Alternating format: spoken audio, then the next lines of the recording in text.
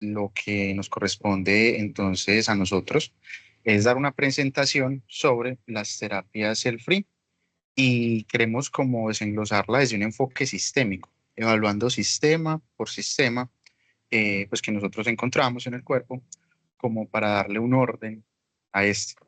¿Listo? Entonces, ¿qué vamos a ver hoy? ¿Cuáles son esos problemas actuales inicialmente que hay con las células madre mesenquimales en esas aplicaciones terapéuticas y por qué entonces ya estamos hablando de terapia cell-free? ¿Cuáles son esas terapias cell-free? Y un abordaje sistema por sistema de las terapias que existen actualmente y lo que está pues a la vanguardia. Bueno, muy buenas noches a todos, espero que estén muy bien. Entonces vamos a iniciar teniendo en cuenta estos parámetros, ¿cierto? Entonces, los problemas que nosotros asociamos con las terapias de células madre mesenquimales son debidamente, bueno, principalmente por trasplantar las células vivas, ¿cierto? Porque eso implica un riesgo de seguridad y limitaciones funcionales. Entonces, nosotros podemos, ¿cómo decirlo?, dividirlo en estas 5 características que pueden ser o asociarlas a un mayor riesgo. Entonces, por ejemplo, tenemos los factores intrínsecos que se relacionan con el origen de las células trasplantadas. Entonces, nosotros tenemos que puede aparecer la inmunogenicidad y el rechazo, ¿cierto? Entonces, ¿qué pasa? Que esa célula trasplantada puede ser rechazada por el sistema inmunitario del huésped y aunque suelen tener baja inmunogenicidad, pueden persistir ese rechazo y pues, dar reacciones que no son deseadas, por ejemplo, como una enfermedad injerto contra huésped.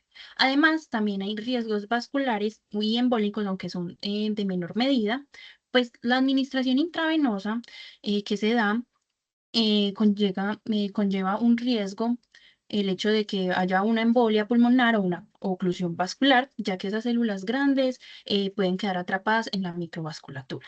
Luego tenemos las características celulares, como potencial tumorogénico, diferencia inapropiada o deficiencia de homing. ¿Qué es eso, por ejemplo? Es cuando no hace una administración sistémica, suele resultar un pobre homing, por así decirlo, haciendo que el sitio de la lesión queden muchas células atrapadas.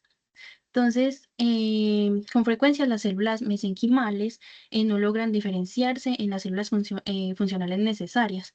Entonces, por ejemplo, en el corazón, entonces no se logran por ese atrapamiento diferenciar bien a cardiomiocitos.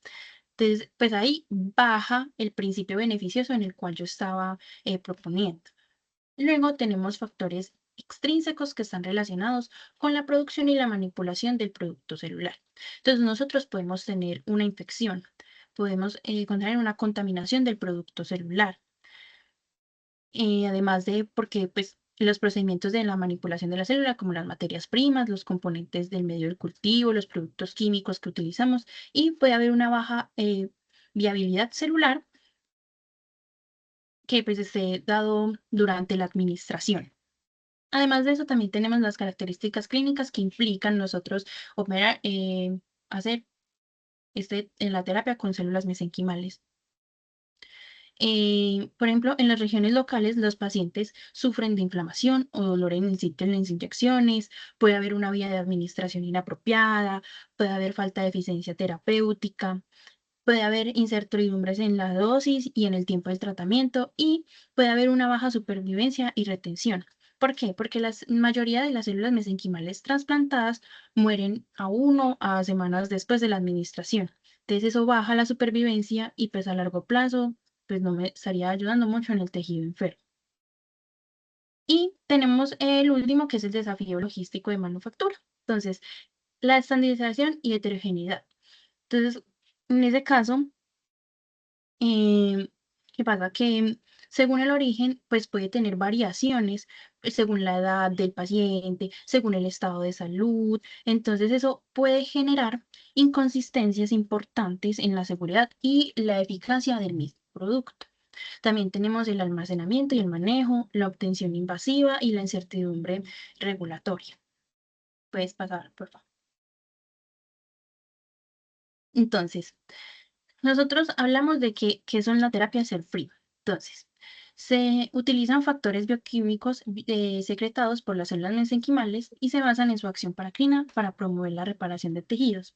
Entonces, lo que pasa es que las terapias la terapia libre de células, lo que ha ayudado o se ha estudiado ampliamente debido al potencial que tiene como aplicación, ¿cierto? Entonces, en cáncer, en medicina regenerativa, en enfoques inflamatorios, debido a que tiene pues mayor seguridad, baja inmunosidad. Además de eso, tiene, pues evita las infecciones, es capaz de infiltrarse a órganos objetivos, pues sí, como su eficacia terapéutica es un poco mayor. Y además de eso, su logística y almacenamiento puede ser, ¿cómo decirlo? Pueden ser congelados y secadas al vacío, lo que permite que pues, su actividad o sí, como su actividad sea almacenada y pueda ser prolongada para un transporte sencillo, ¿cierto? Entonces, ¿qué pasa? Que esto nos permite tener varios hipótesis o estudios. Entonces, pasa por favor la diapositiva.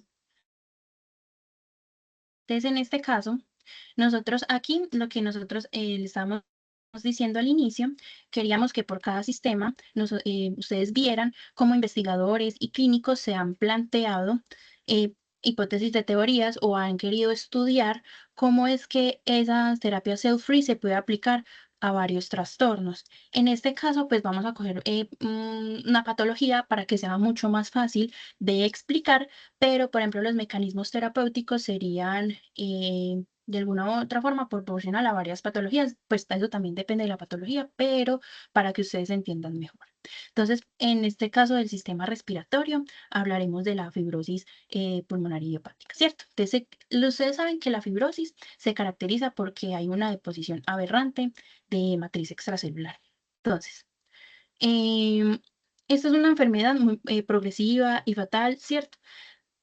Entonces, ¿qué pasa? Que aunque ya hay medicamentos aprobados para esta patología, esto no pues lo que hace es ralentizar la patología como tal, pero no detiene la enfermedad ni invierte el daño. Entonces, ¿qué se quiere llegar?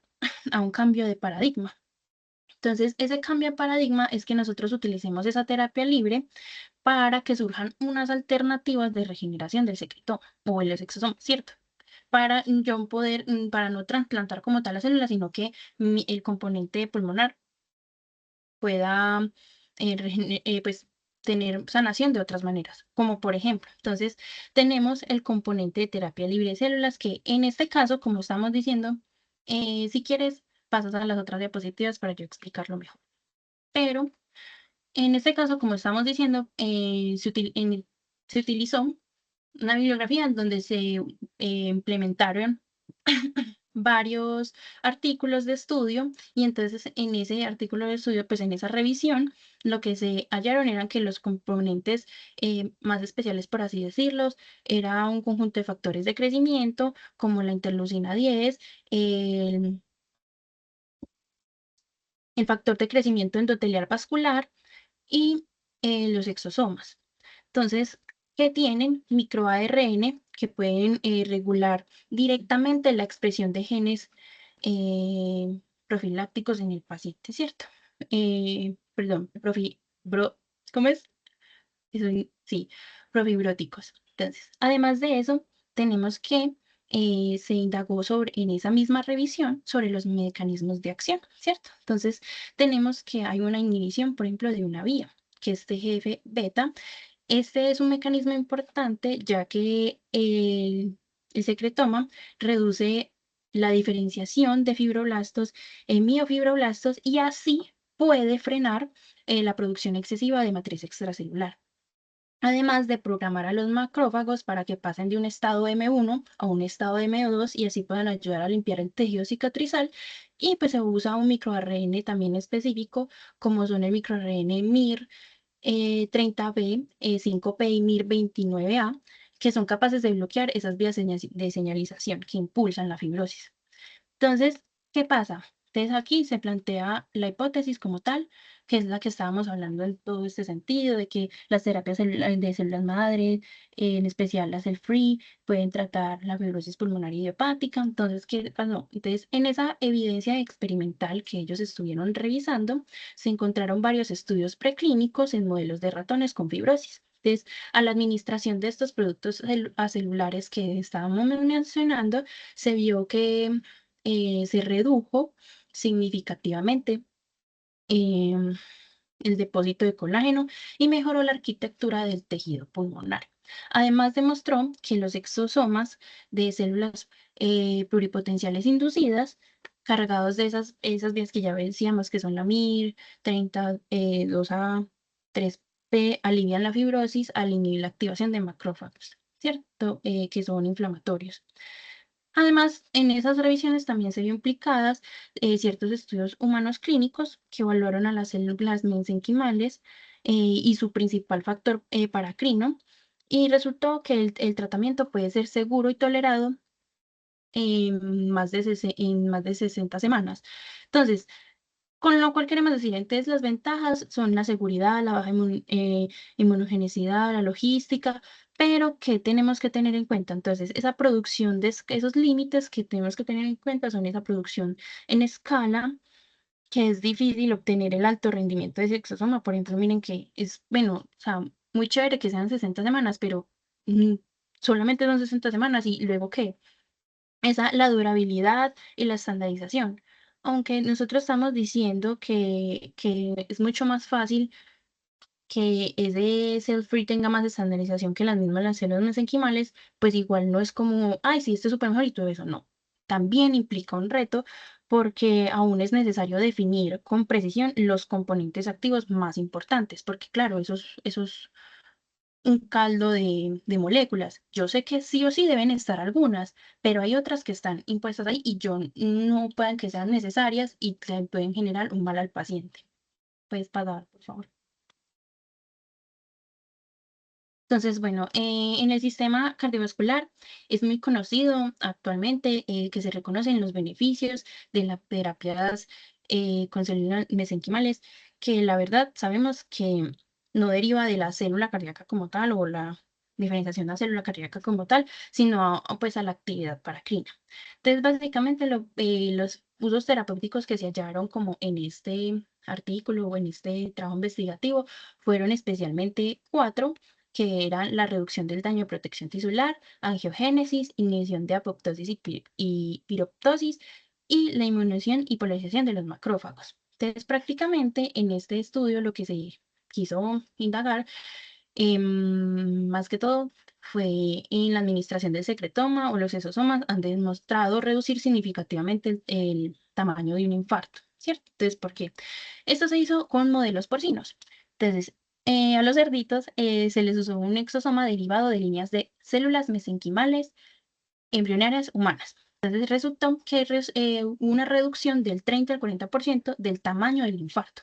Y además de eso, no solamente se limitó pues, a reducir como tal el tamaño del infarto, sino que también ayudó a frenar el adelgazamiento de las paredes ventriculares, dando así un poco más de estabilidad a los ventrículos, ¿cierto?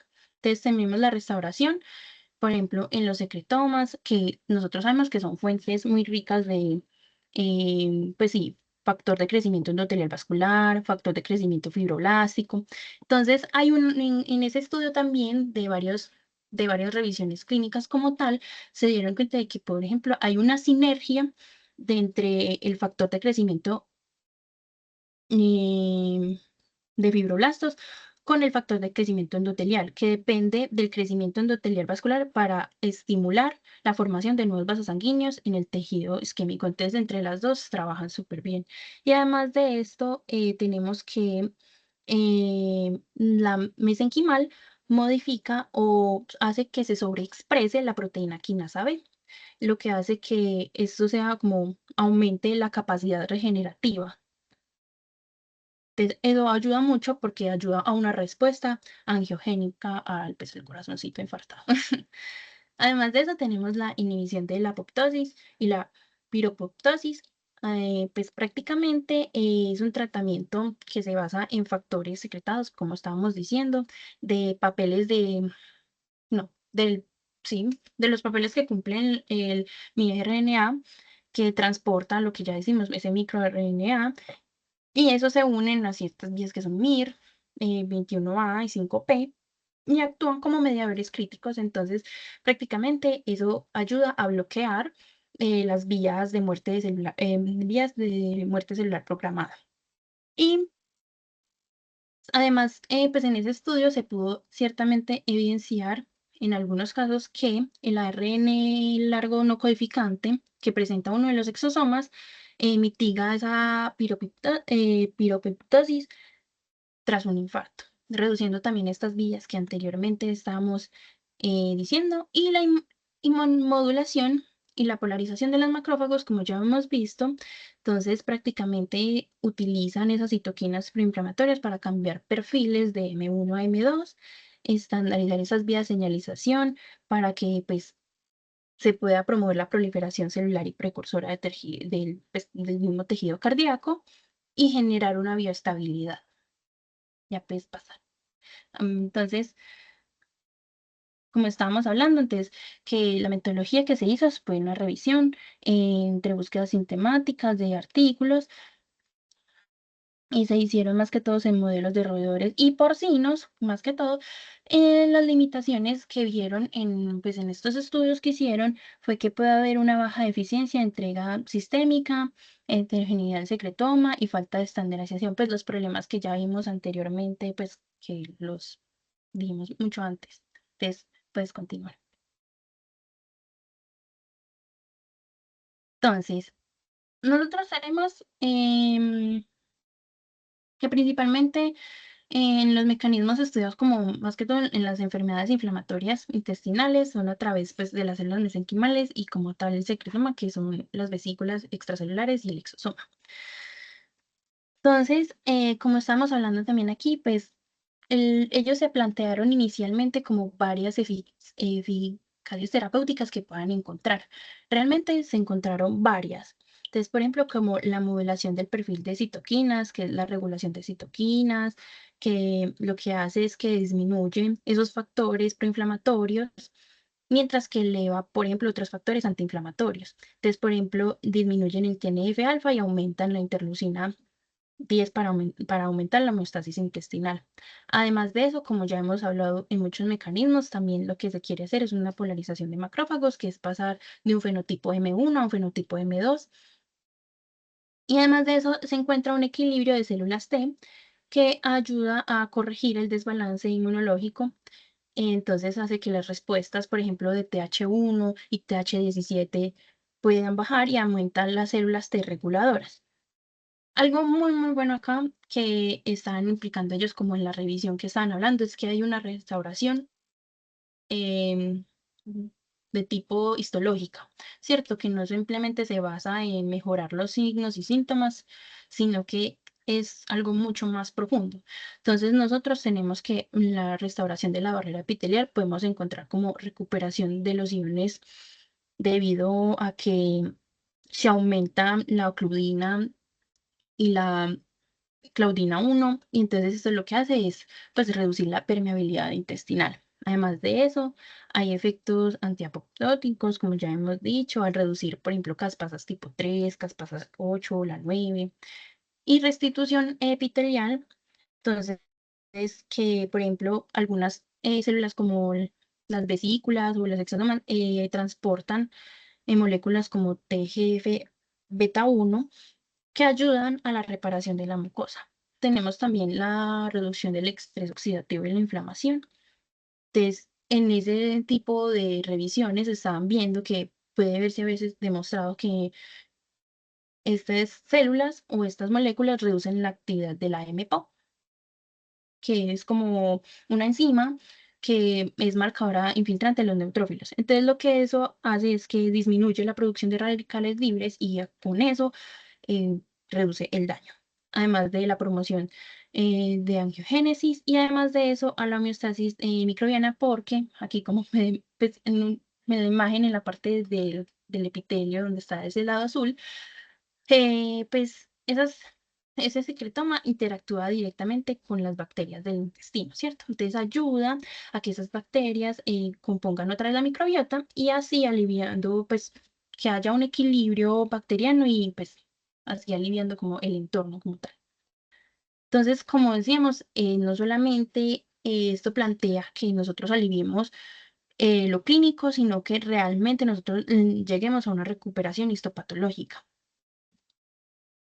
Entonces, ya puedes pasar. Entonces, prácticamente la premisa que ellos cargan es que las células madre derivadas de tejidos adiposos y especialmente de las células libres producen reprogramación a la inmunología local, ¿cierto?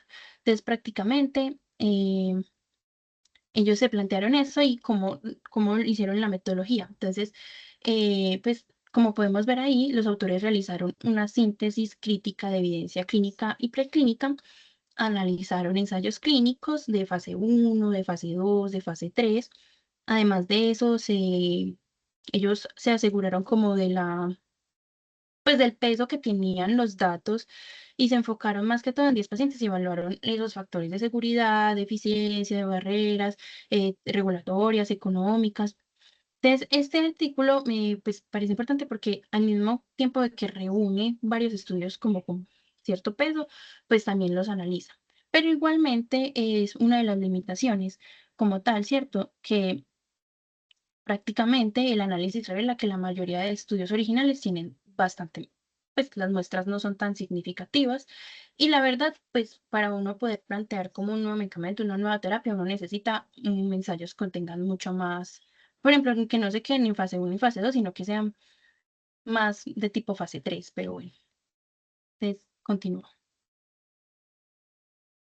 Este es súper chévere porque hemos visto que el secretoma actúa pues en una forma paracrina, estimula otras células, tal y tal, pero este es muy bonito porque no solamente se utiliza como ya, bueno, como el efecto terapéutico, sino que aquí estamos hablando en este sistema urinario de que él va a ser un marcador. Entonces nosotros lo vamos a guiar por la patología que se llama nefropatía asociada por poliomavirus, BK, ¿cierto? Entonces, ¿por qué? Porque es la complicación más importante bueno, es una complicación crítica en trasplantes renales. Entonces, porque esto causa mucha lesión y causa mucha disfunción del halo injerto. Entonces, prácticamente esto sí tiene un monitoreo como tal, pues eso a base de detección de carga viral en el plasma y biopsia renal, pero eso tiene una limitación, que cuál es, la biopsia es súper invasiva y conlleva muchos riesgos. Y además, por ejemplo, también se le hace una toma de creatinina, pero realmente se demora mucho. Entonces, algo muy lindo aquí es que, a ver, aquí se va a inducir el ADN libre de células derivadas del donante o de cfDNA. Entonces, ¿qué pasa? Que esos son los fragmentos de ADN liberados a la circulación tras la muerte celular del órgano trasplantado, ¿cierto? Entonces, así es como yo voy a tener mi biomarcador. Entonces, prácticamente tenemos ese en orina o en plasma.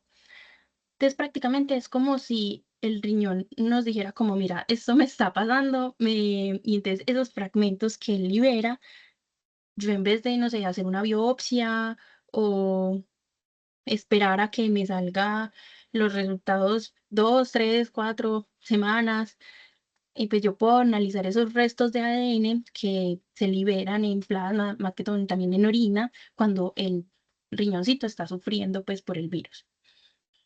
Entonces prácticamente nosotros tenemos que, pues sí, es como una biopsia líquida que permite evaluar la salud del órgano sin que yo haga una interacción muy brusca con el paciente. Entonces ya puedes pasarte. Así. Entonces, lo que hicieron es que la hipótesis del estudio fue que los autores se plantearon que los niveles de dsF-DNA en orina y en plasma pueden actuar como biomarcadores dinámicos y no invasivos. Ustedes pueden monitorear la respuesta. Algo muy importante es que yo puedo monitorear la respuesta, ¿cierto? Además de predecir la forma temprana de riesgo de rechazo con el injerto, ¿cierto?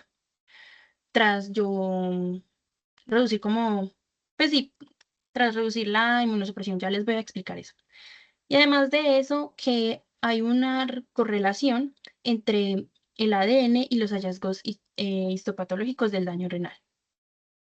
Bueno, entonces más que todo también se tuvo en cuenta como un estudio de corte prospectivo en 27 receptores del trasplante renal con nefropatía asociada por poliomavirus, confirmada por biopsia. Entonces, pues prácticamente hubieron resultados como principales en donde se monitoreó la respuesta. Entonces les voy a explicar esto porque me parece muy bonito. Entonces, prácticamente nosotros sabemos que cuando un paciente tiene un riñón trasplantado, pues el paciente se le inmunosuprime. Entonces, ¿qué pasa? Que pues al bajar las defensas, el virus BK pues aumenta. Entonces, él empieza a dañar a las células del riñón. Entonces, a las células estar dañadas, pues liberan el ADN. Entonces, ese ADN sale por dos lugares, por orina y por plasma. Entonces, ¿qué pasa? Que eso significa que prácticamente como el virus está dañando directamente el tejido renal, hay mucho ADN en orina y entonces eso yo lo puedo plantear como algo me está pasando y no está funcionando, pues en la terapia que le estoy dando a mi paciente antes de curarlo lo está poniendo peor. Y además de eso se puede asociar con que el paciente presente edemas, inflamación, destrucción tubular, pues entre más ADN aparezca, pues más voy a presentar como esos síntomas asociados y signos asociados también.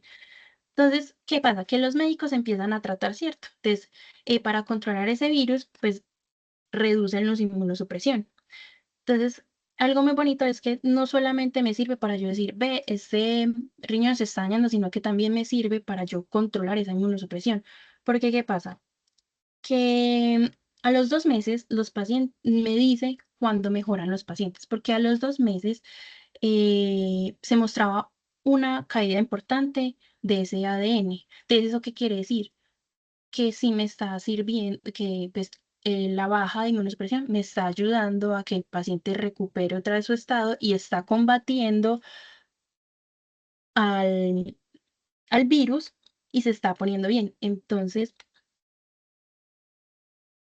prácticamente yo puedo tener ahí un equilibrio de la inmunosupresión, un ajuste preciso y seguro, un monitoreo dinámico y además de eso, pues prácticamente yo estoy haciendo un impacto clínico por la reducción que yo le estoy dando por la morbilidad asociada a los métodos invasivos. Entonces, pero claramente esto tiene ciertas restricciones, como los límites que tienen, que aunque los resultados son muy prometedores, pues presentan limitaciones por el grupo que se tomó, las muestras pues, umbrales clínicos estandarizados, además de que necesita claramente una, pues una validación como tal el biomarcador, pero realmente es un estudio muy, muy, muy bonito. Continúa. Listo. Bueno, continuemos entonces con el sistema endocrino. Listo. Entonces, bueno, acá en el sistema endocrino hay algo interesante y es que estas enfermedades endocrinas mayormente tienden a ser crónicas. ¿Listo? Entonces, dentro de estas voy a destacar una en específica, que es la diabetes mellitus, que es una de las más estudiadas, que actualmente afecta a 537 millones de personas en el mundo y que genera gastos superiores a 966.000 millones de dólares anuales. Esto que evidencia una alta carga para los sistemas de salud y también pues para los pacientes. Además, estas enfermedades requieren tratamientos que son prolongados en el tiempo y generalmente son farmacológicos. Entonces, acá en este caso, por eso pues lo quise traer directo para pues, resolver en este sistema. A nivel fisiopatológico, algo clave del sistema endocrino es la pérdida de masa celular. Normalmente en estas enfermedades endocrinas se ve que hay pérdida de masa celular y específicamente en la diabetes se ve muy claro en la disminución de la masa celular de las células beta, que pues como sabemos son las que producen esta insulina. Sumado a lo que hablamos, la progresión de esta enfermedad aparece lo que es la resistencia a la insulina. Más que todo esa resistencia que es periférica y que además ya empieza a verse ese factor de elevación de glucosa en sangre. Por esto es que les traigo aquí esta imagencita. Este es de un artículo de revisión. Aquí lo que hicieron fue recopilar diferentes estudios sobre el uso del secretoma, específicamente exosomas derivados de células madre mesenquimales aplicados en islotes pancreáticos. Bueno, ¿qué pasó acá? Bueno, aquí se aborda un punto esencial en este tipo de enfermedades. No solamente como ese control metabólico, como lo habíamos visto casi siempre, que regulaban el microambiente, sino también una recuperación de esa estructura y función celular, ¿cierto? Que es lo que conocemos como regeneración funcional, que es diferente a procesos de cicatrización, que sabemos que se reconstruye como el tejido, pero no hay una recomposición funcional. Entonces, es decir, aquí únicamente, como decíamos, no se recupera el tejido. En este caso, se ha evidenciado que estos exosomas pueden estimular la regeneración de los islotes pancreáticos, restaurar la función de las células beta y disminuir la resistencia periférica a la insulina. Bueno, ahora vamos a verlo entonces por los tipos de diabetes. Entonces, en la diabetes mellitus tipo 1, pues que se caracteriza por esa destrucción autoinmune de las células beta, se ha evidenciado, que se está acá, que el secretoma tiene un efecto inmunomodulador disminuyendo citoquinas proinflamatorias, como los cuales son IFN gamma y isoleucina 17, y un aumento de las citoquinas antiinflamatorias como TGE beta y isoleucina 4 y isoleucina 10. De pronto les pueda sonar este tipo de isoleucinas y tal vez acaba una conexión con lo que decía Isa, y es el tema de ese paso o esa transición entre los macrófagos tipo 1 a los macrófagos tipo 2, ¿cierto? Que es una hipótesis acá que se maneja, que esta expresión de estas antiinflamatorias y disminución de las proinflamatorias se pueda deber a ese paso o esa transición entre los macrófagos. Y bueno, ya hablando pues por el lado de la diabetes tipo 2, que se caracteriza principalmente por la resistencia a la insulina, se ha observado que los exosomas pueden aumentar la sensibilidad a la insulina, favorecer la captación de glucosa y, consecuencia pues de esto, reducir los niveles de glucosa en sangre. Bueno, entonces ya hablamos de lo general, ¿cierto? Ya vimos cómo es este proceso en general de la diabetes, qué potenciales beneficios se han visto. Ahora quiero que miremos un artículo en específico que habla directamente sobre un tratamiento de diabetes. En este estudio, pues parte de una hipótesis, y es que la administración intravenosa de vesículas derivadas de células madre mesenquimales tiene un efecto antiinflamatorio, puede aumentar la masa funcional de células beta, es decir, como una proliferación, y mejorar el control glucémico en pacientes con diabetes mellitus tipo 1. Bueno, ¿cómo evaluaron esto? Entonces, para evaluar esto, crearon un diseño experimental con 40 pacientes, 20 de ellos estuvieron en un grupo de intervención, es decir, se les dio secretoma, y otros 20 fue un grupo control. Todos tenían diabetes tipo 1. El secretoma fue obtenido por células madre mesenquimales derivadas de cordón umbilical. Y bueno, ahora algo clave, y es que este tipo de estudios deben de ser medibles, ¿cierto? Y por eso es que tienen que evaluarse variables clínicas específicas. ¿Qué variables clínicas se evaluaron en este caso? Se evaluó la glucosa en sangre, también se evaluó esta hemoglobina glicosilada, que sabemos que refleja el control glucémico a largo plazo, aproximadamente como en los últimos 3 meses. El péptido C, que me refleja directamente el marcador, pues como un marcador indirecto endógeno de la producción de insulina. Entonces ahí no solamente estamos mirando como el tema del aumento y disminución de azúcar, sino también cómo está reaccionando este páncreas con la producción de insulina. Y el requerimiento de insulina que necesitan los pacientes pues en su día a día, pues como paciente con diabetes mellitus tipo 1. Bueno, esto, digamos, ¿qué significa todo esto ya yendo al punto de las limitaciones? Entonces, más allá como de los resultados, la finalidad con las que les traje yo este artículo es evaluar que estas limitaciones, digamos, como que se expanden mucho en el ámbito de lo que se quiere medir, ¿cierto? Entonces, a pesar de que nosotros medimos, por ejemplo, si hay microvesículas, cómo está reaccionando el paciente, en este caso, por ejemplo, se caracterizaron las microvesículas con su presencia con anexina 5, la flotilina 2, selectina integrina y metaloproteasa, que son moléculas propias de este exosoma, ¿cierto? Pero nunca se evalúa el principio activo del secretoma y tampoco se evalúa la farmacocinética. Entonces, esto tiene una implicación importante porque al no conocer cuál es este componente activo, tampoco se puede establecer cuál es su farmacocinética. Es decir, no podemos saber ni cómo se distribuye, ni cuánto dura, tampoco podemos saber cómo se elimina del organismo. Y esto convierte al secretoma en una especie, como lo decíamos de hecho en la presentación anterior, de una caja negra, donde podemos observar los efectos clínicos, pero no tenemos un control completo sobre su comportamiento, lo que también eso limita la seguridad, la reproducibilidad en el caso de experimentos o también de ensayos clínicos o terapéuticos y posteriormente pues ya una intervención y una aplicación clínica. Bueno, continuemos con el sistema tegumentario. Entonces, para iniciar, quiero destacar un dato importante y es que en el 2022 se realizaron más de 30 millones de procedimientos estéticos a nivel mundial, lo que refleja no solo el crecimiento de la medicina estética, sino también una mayor demanda por resultados con mínimas cicatrices y una mejor calidad de la reparación tisular. Entonces, de pronto les pueda gustar a los que pues, les atrae esa parte de la medicina estética, más que todo este pedacito.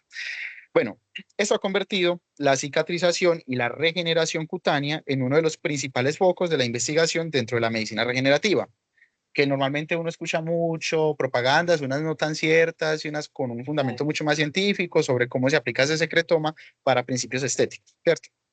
Entonces, por esta razón es que les traigo esta imagen de un artículo de revisión en el cual se recopilan diferentes componentes bioactivos presentes en el secretoma de células madre mesenquimales. Y además de esto, se evalúan sus efectos sobre distintos tipos de células del tejido tegumentario.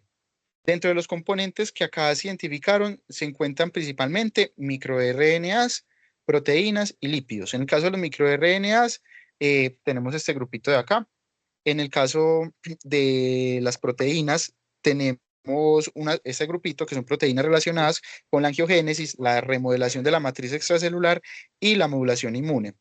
También encontramos lípidos bioactivos, como la esfingomielina, el colesterol, la fosfatidilcetanolamina, la etanolamina, y también estas que participan en la señalización celular y en la estabilidad de la membrana. Ahora, digamos que lo interesante de esto es observar cómo estos componentes generan efectos específicos según el tipo celular que encontramos mayormente en el sistema tegumentario. Entonces, aquí nos muestran varios, empezando por los queratinocitos, que se observó que estos componentes favorecen la revitalización y el aumento de la proliferación celular. Tenemos el caso de los fibroblastos, que estimulan la síntesis de colágeno, disminuyen la actividad de las MMP1, que son metaloenzimas, perdón, metaloproteasas, y estas metaloproteasas lo que hacen es que modelan esta matriz extracelular y muestras también efectos de envejecimiento celular. A nivel ya endotelial, promueve la angiogénesis, favoreciendo además de esto la vascularización del tejido en reparación. Y finalmente, a nivel inmunológico, inducen la transición, que ya hablábamos ahorita, de hecho, en el artículo anterior, de macrófagos M1, que son proinflamatorios, hacia un fenotipo M2, que es antiinflamatorio, contribuyendo para mejorar la regulación de la respuesta inmune y además de esto, los procesos de cicatrización. Entonces, les traemos acá un artículo específico sobre un tratamiento, pues, o un estudio que se llevó a cabo sobre el sistema tegumental. Entonces, aquí quiero hacer una aclaración importante y es que en este caso de este artículo no se busca una restauración completa y funcional del tejido, sino principalmente favorecer el proceso de cicatrización. Entonces, para este estudio se aisló un secretoma derivado de células madre mesenquimales y se aplicó a un modelo de heridas en animalitos, que en este caso pues fueron los ratones. Posteriormente, lo que se hizo fue realizar un análisis inmunohistoquímico e histológico para evaluar el efecto del tratamiento sobre el tejido lesionado. Dentro de los hallazgos más importantes, pues para resaltarlos acá, en la evaluación inmunohistoquímica que vemos aquí en esta imagen, tanto a las 12 horas como a las 24, las heridas tratadas con los exosomas presentaban un cierre más rápido en comparación con el grupo control. Esto sugiere que el secretoma favorece el proceso de cicatrización mediante el aumento de la proliferación celular y además la aceleración de la reparación tisular. Sin embargo, aquí aparece una observación que es importante. Aunque hubo una reparación más rápida, el tratamiento no generó una regeneración tisular completa, es decir, se promovió la formación de tejido cicatricial, pero no necesariamente la restauración total de toda esta morfología y esta función de este tejido. Bueno, y acá de pronto esto les abre una pregunta a ustedes más como médicos y digo que es pues como interesante en el punto de vista de la medicina regenerativa y es plantear cuál es el objetivo de la terapia, porque muchas veces pues se está usando este secretoma como de pronto lo decía Isa, que era como una mezcla de muchos componentes que pueden tener un efecto beneficioso, pero también qué efecto yo quiero. Yo quiero tener una remodelación del tejido simplemente generando una cicatriz, o yo quiero tener una regeneración, que ya sabemos que la regeneración no involucra simplemente mejorar, pues conformar esa morfología, sino también recuperar la función. Y como vemos, este exosoma en estos tejidos cicatriciales no genera una regeneración, sino que apunta a la reparación, es decir, simplemente acelerar el proceso cicatricial. Listo. Continuamos entonces con el sistema musculoesquelético. Bueno, para dar una visión general, traigo aquí un artículo de revisión en el cual se recopilan diferentes aplicaciones terapéuticas del secretoma derivado de células madre mesenquimales. Uno de los principales enfoques ha sido el uso de enfermedades articulares degenerativas, específicamente aquellas que están asociadas al desgaste de ese cartílago articular. Bueno, en este tipo de patologías lo que se observa es una disminución de la masa funcional de los condrocitos y una desorganización progresiva de la matriz extracelular, pues donde habitan estos condrocitos. Bueno, frente a esto lo que se ha evidenciado es que la administración local, es decir, una inyección acá local de este secretoma puede aumentar la proliferación de condrocitos y además de eso estimular la síntesis de matriz extracelular, lo que favorece procesos de regeneración de cartílago articular. Bueno, además de estos efectos regenerativos, el secretoma también ha mostrado propiedades que son inmunomoduladoras y antiinflamatorias, que son las que están aquí al ladito derecho. En diferentes estudios han reportado un aumento de citoquinas antiinflamatorias y una disminución de las que son proinflamatorias, efecto que ya lo hemos visto varias veces asociados con macrófagos de M1 a la transición a M2. Y eso es importante porque gran parte de las enfermedades del sistema musculoesquelético no dependen únicamente de ese daño estructural que se da como en esa zona, sino que también en alteraciones del sistema inmune. Por ejemplo, lo vemos con varios tipos de artritis. En este contexto, se ha observado que el secretoma puede modular comportamiento de diferentes células inmunes, por ejemplo, las NK, las dendríticas, linfocitos y distintos subtipos de macrófagos.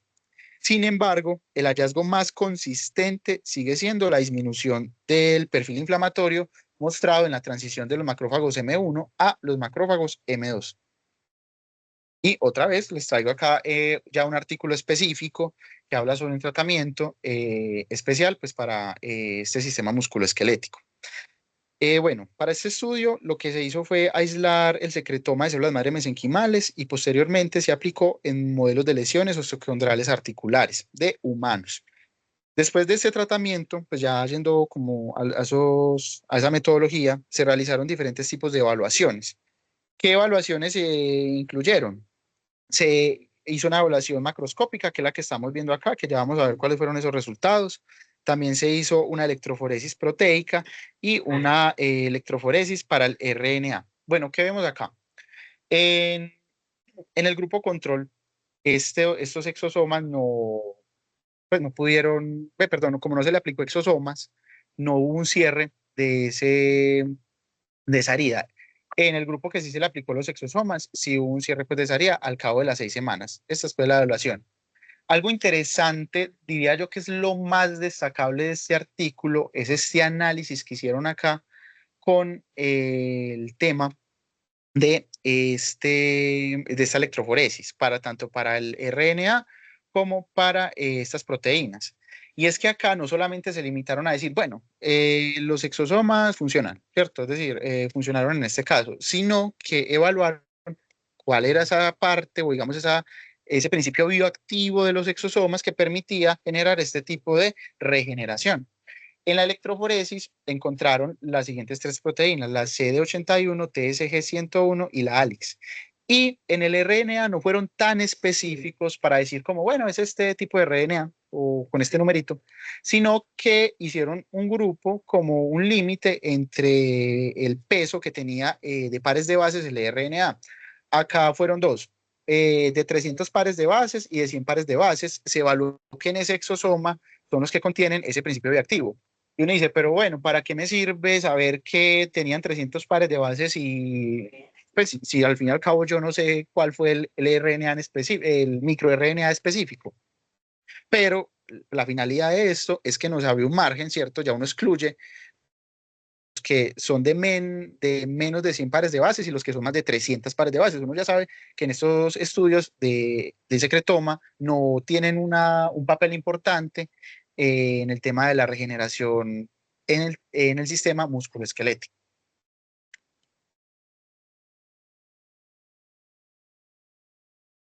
Bueno, continuando pues en la parte de los sistemas, vamos a hablar un poquito del sistema nervioso. El archivo que nosotros investigamos fue más asociado al tratamiento del dolor crónico, ¿cierto?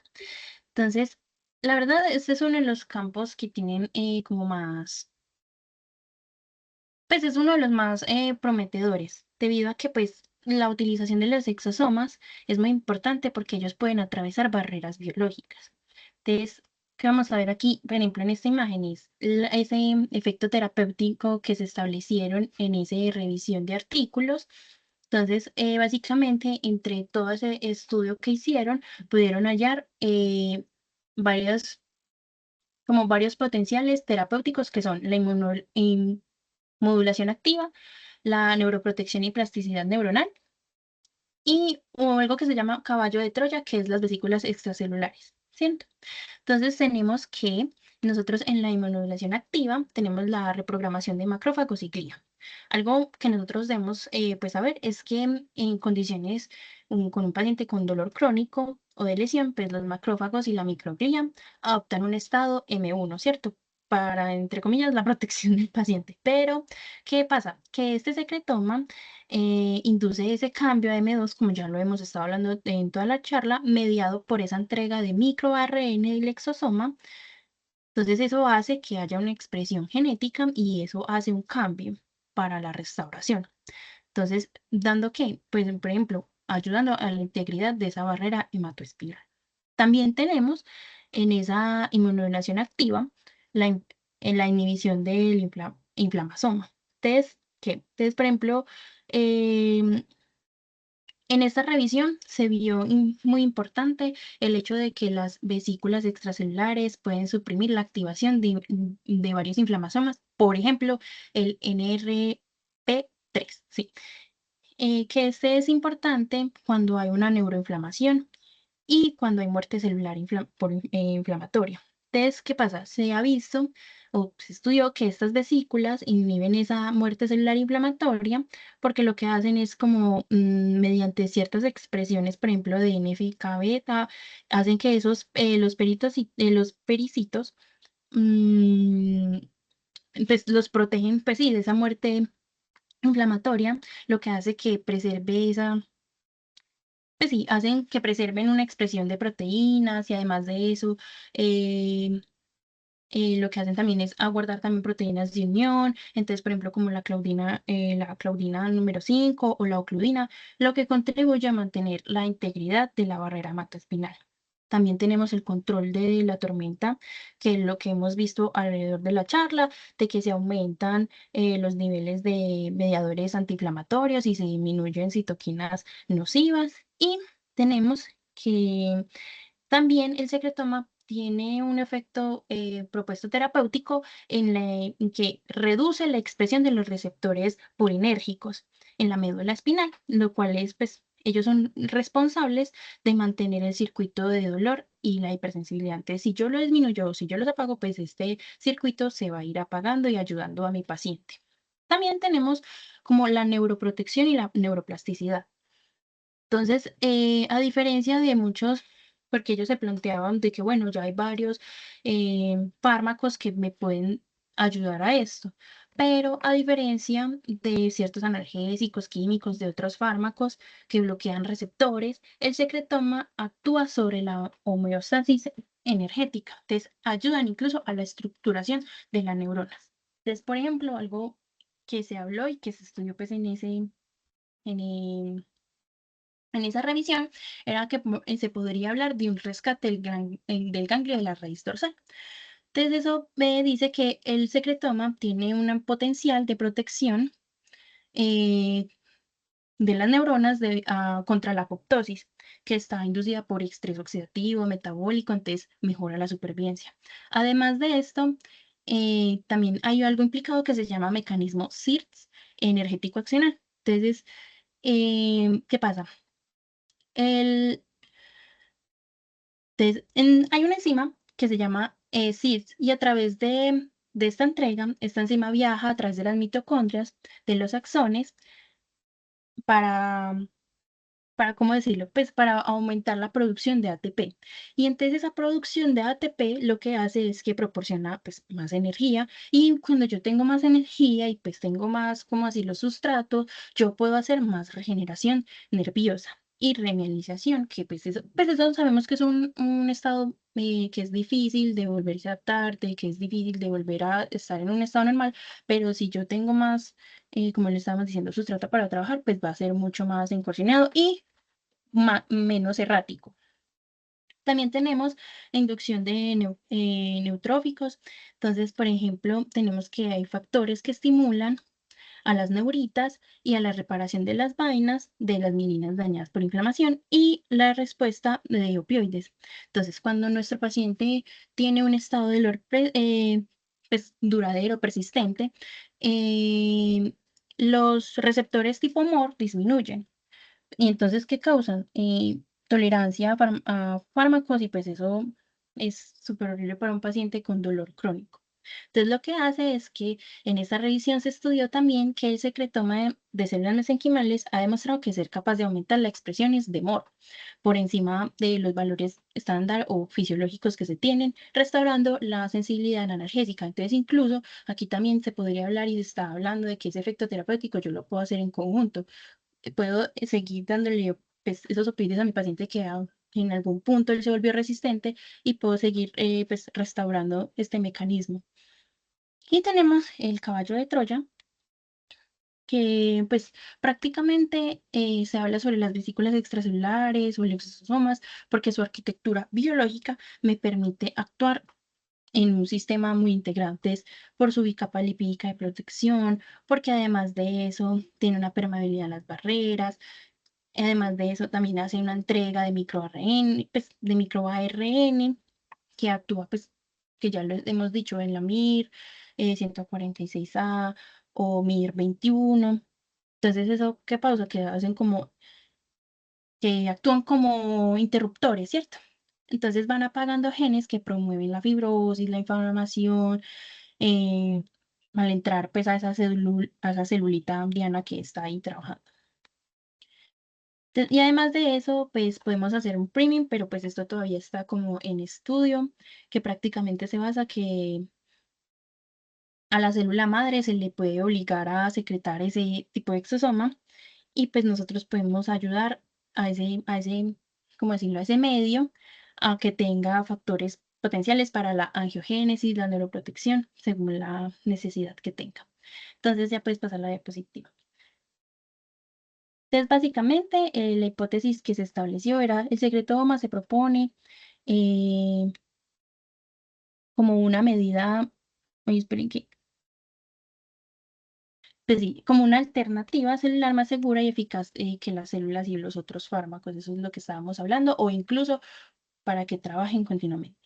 Este estudio, la verdad, se hizo más que todo una búsqueda bibliográfica.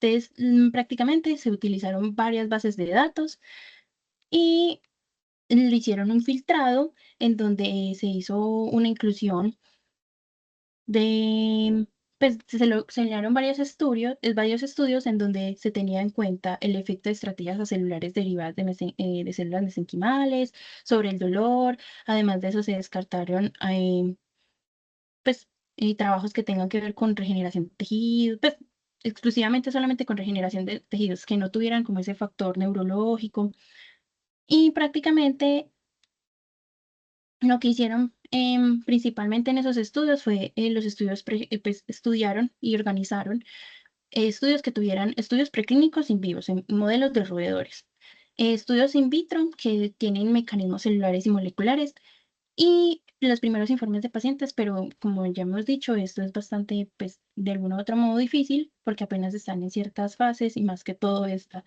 Entonces, las limitaciones, como ya hemos dicho, la heterogeneidad del secretoma, la falta de estandarización de los productos, la evidencia clínica limitada, porque pues aunque ellos hicieron una vasta recaudación de información, pues eso necesita mucho más para que pueda pasar a fase 3 o incluso pues sea aceptado. Y además la incertidumbre de regulación de lo que hemos abarcado en toda la charla, de que si yo voy a tener este secretoma, qué específicamente qué moléculas quiero tener y qué voy a dejar para que esto sea eh, pues efectivo, porque incluso ya en la parte de neuronal, pues ahí sí se sube como los riesgos que pueda tener, porque si un exosoma que no debería estar ahí me hace alguna efectividad y pasa a la barrera, pues ahí tendría más complicaciones. Ya pues, Listo. Y continuemos entonces con la estesiología. Bueno, aquí quiero destacar algo interesante, como la información que encontré de estesiología, y tal vez lo hablo desde la experiencia, y es que cuando uno hace pues, ciencia en laboratorio, análisis, etcétera, para identificar microRNAs, proteínas, etcétera, de muestras que son de estos órganos de los sentidos, normalmente son muy poco biodisponibles, son células que son muy difíciles de manejar. Y no solamente eso, sino que las concentraciones de microRNA, de proteínas, etcétera, son muy bajitas. Y en ese artículo lo que hicieron fue mostrar algo que de hecho en todos los que vimos anteriormente no habían hecho. Y es el tema de detallar exactamente cuáles son esos componentes que encontramos en el secretoma que van a tener, digamos, una función, una interacción con ciertos tipos de tejidos a nivel estesiológico para generar un efecto terapéutico. Y acá quiero que miremos algo muy importante que de pronto no habíamos anotado antes, y es lo siguiente. Aquí lo separo en dos cuadritos.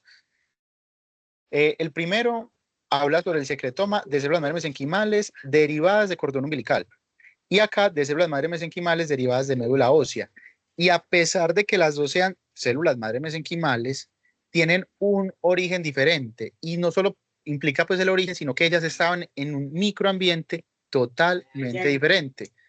Y en el artículo se ve claramente cómo la expresión de su microRNA cambió totalmente. Es decir, eso es algo importante porque uno a veces se limita a decir como, no, tengo una célula madre mesenquimal y entonces ella ya va a tener todos estos efectos terapéuticos y la puedo utilizar pues según todo lo que habíamos hablado ahorita. Pero no solamente es tenerla, sino también saber cuál es su origen, en qué microambiente se encuentra y también qué es lo que ella va a producir. Miremos, por ejemplo, que las que son derivadas de cordón umbilical pueden tener un efecto terapéutico sobre la retinitis pigmentosa con ese microRNA, pero estas no tienen ningún efecto, por ejemplo, sobre la pérdida de células ganglionares de la retina, ¿cierto? Que es una enfermedad pues totalmente diferente a esa retinitis pigmentosa. Entonces, no es solamente tener las células madre mesenquimales, y eso es una comprobación de que hay que saber qué hay en ese exosoma, de dónde provienen esas células, en qué microambiente se encuentran, para yo poder, o bueno, en el caso de ustedes, poder intervenir una patología en específico y no tomarlo como una mezcla homogénea, porque en realidad el secretoma no es solo esa variable de secretoma y ya, sino que dentro de él están todas estas cositas que están condicionadas y que pueden apuntar a nichos totalmente diferentes. Bueno, ya como siempre, pues les traigo aquí un estudio ya específico.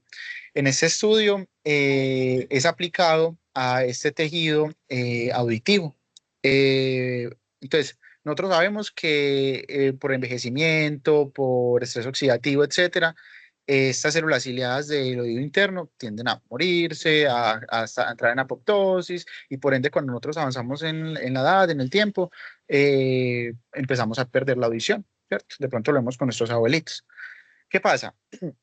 Resulta que lo que se propuso este estudio fue colocar exosoma de células madre mesenquimales sobre estas células ciliadas que componen este tejido.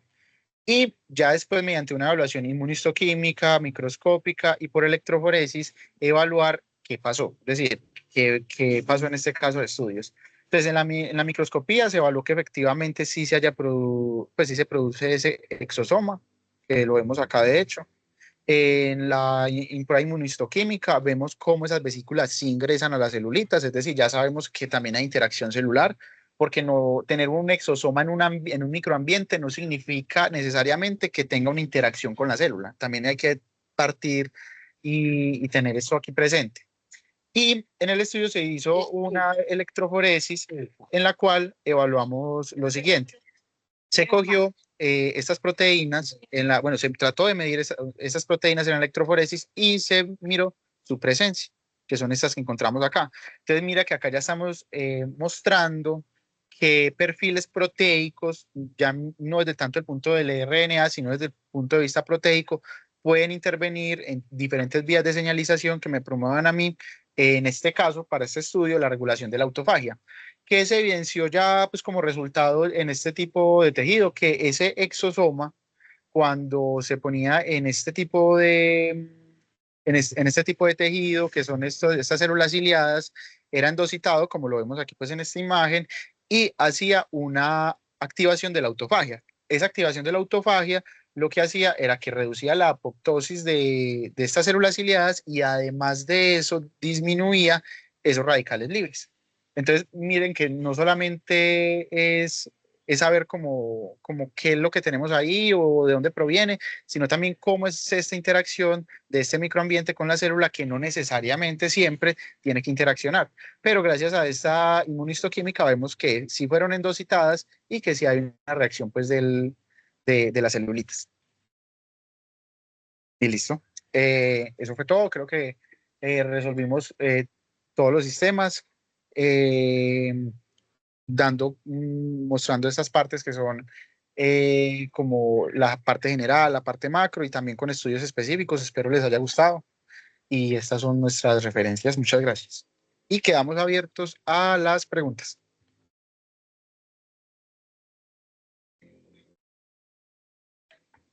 Chicos, qué pena. Yo me tengo que ir ya porque ya voy tarde para otro